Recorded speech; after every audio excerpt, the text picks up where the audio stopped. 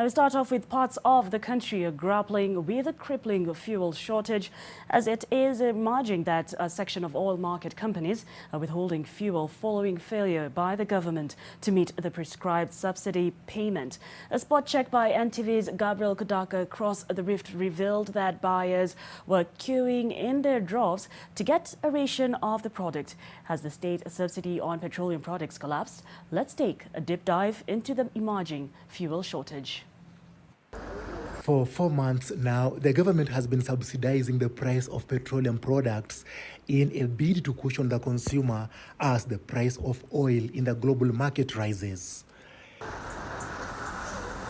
In the latest pump price review, the government bumped upwards the price of super petrol and diesel by 5 shillings a litre, the first upward review in 4 months, and an indication that reserves for the subsidy were likely to be under strain.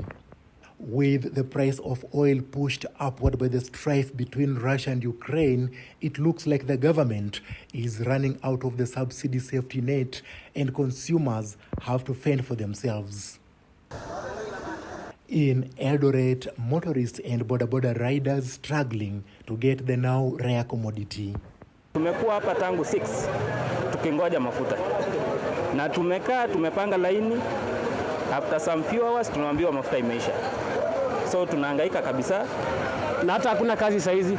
Pikipiki zetu ni za loan, nataka tuangalie kabisa hapo hivi. Some even came with plastic containers, a matter that presents a security hazard given the flammability of the product, just to ensure they secure enough stock in the face of uncertainty. Kama dila wetu amejaribu vile awezavyo kila wakati ajaze tanks ili awezeshe kila mtu apate mafuta, lakini saizi inakaa customers wamekuwa wengi than mafuta yenye tuko nayo. Independent petroleum dealers from the North Rift region blame the shortage on mismatch of prices between the landed and the pump prices. So you find that the landed cost, for example, of super is 164, and the pump price is supposed to be 135. So you see that difference. Normally the government ndio huwa wanalipa.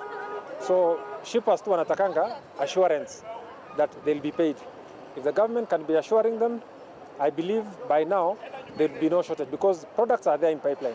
So that mismatch and uncertainty by shippers as to whether they'll be compensated through the price stabilization or rather subsidy program is what the uncertainty is what is causing all this confusion in the industry. Whereas the supplementary budget for the current financial year provided for additional allocation to the Petroleum Development Levy to boost capacity for a subsidy, it is clear that with the price of oil in the global market ticking upwards, consumers will be left to bear the brunt at the pump. Gabriel Kudaka, NTV.